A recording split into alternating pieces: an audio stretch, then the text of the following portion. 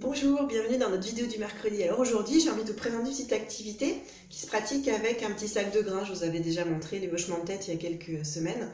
Alors aujourd'hui, j'ai envie de vous parler d'une activité qui permet de passer le petit sac de grains d'une main à l'autre.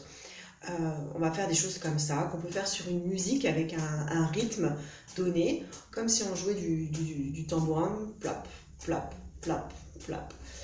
Des choses comme ça. On va avoir des choses un petit peu plus compliquées où on va faire passer d'une main à l'autre avec mes yeux qui regardent le coussin.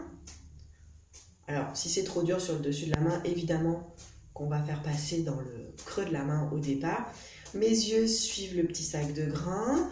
Ou alors, mes yeux vont regarder un point au loin pour utiliser ma vision périphérique et ma tête, du coup, reste bien droite.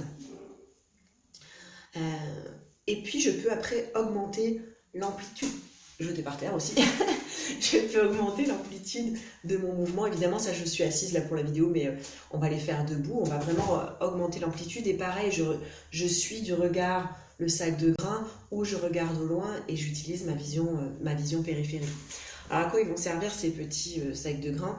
Ils vont permettre de travailler le réflexe tonique asymétrique du cou, parce que je passe d'un côté à l'autre. Vous vous souvenez, le tonique asymétrique du cou, c'est quand la tête tourne, ça ouvre, ça tend et ça ouvre les membres du même côté, et ça fléchit les autres. Donc ça permet de travailler ce réflexe-là en faisant passer les yeux d'un côté à l'autre de la ligne médiane qui sépare le corps droite-gauche. Et puis ça va permettre de travailler les réflexes de la main, parce qu'à chaque fois, je viens impacter la zone sensorielle du réflexe d'agrippement palmaire. Donc je travaille ces deux réflexes-là en même temps. Alors si en plus on met des petites musiques, alors c'est vrai que parfois ici nous on utilise les musiques de Brendan O'Hara, qui est un Australien qui avait créé tout un tas de petites chansonnettes, alors en anglais, c'est l'inconvénient en anglais pour travailler ces petits jeux-là, mais on peut trouver, si vous êtes enseignant par exemple, vous devez avoir des tonnes de jeux de petites musiques dans vos valises qui vont correspondre à ce genre d'activité. Le principal c'est d'avoir un petit rythme, voilà, qui permette de jouer avec le sac de grains.